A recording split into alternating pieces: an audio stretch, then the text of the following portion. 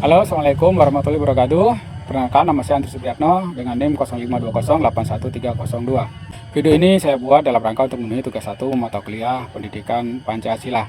Pernah nggak sih kita kepikiran kenapa Indonesia itu yang punya ribuan pulau, ratusan suku, bahasa, dan budaya dan agama yang berbeda-beda, tapi tetap berdiri kokoh sebagai satu bangsa sampai saat ini?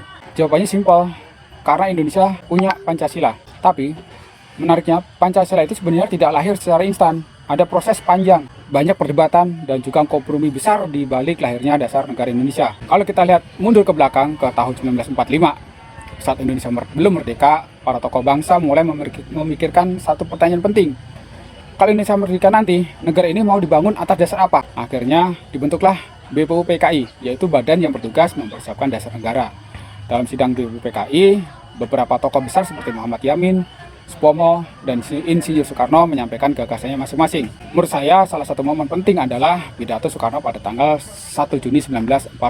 Setelah pertama kali istilah Pancasila diperkenalkan, Soekarno menyampaikan 5 prinsip dasar negara yang kemudian menjadi fondasi Indonesia sampai sekarang. Tapi perjuangannya belum selesai.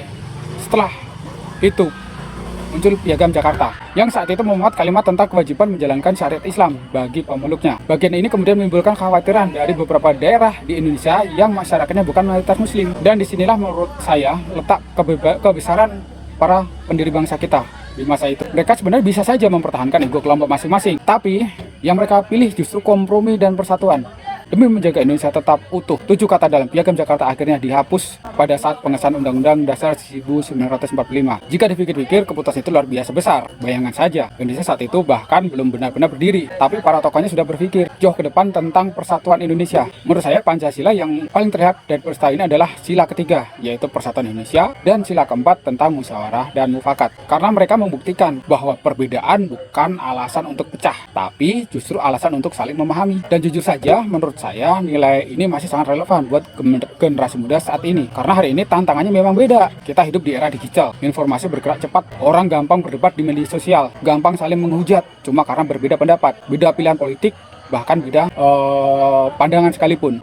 Kadang kita lebih sibuk merasa paling benar daripada mencoba memahami orang lain. Kalau kita melihat sejarah lahirnya Pancasila, para pendiri bangsa justru memberi contoh sebaliknya. Mereka berdiskusi, bermusyawarah, dan rela mengalah demi kepentingan bersama. Menurut saya, itulah pelajaran paling penting buat generasi muda saat ini. Bahwa mencintai Indonesia bukan soal cuma upacara atau hafal Pancasila, tapi juga bagaimana kita bersikap dalam kehidupan sehari-hari. Misalnya, menghargai pendapat orang lain, tidak mudah menyebarkan hoaks, tidak membenci karena perbedaan, dan tetap menjaga persatuan walaupun punya pandangan yang berbeda. Demikian video ini.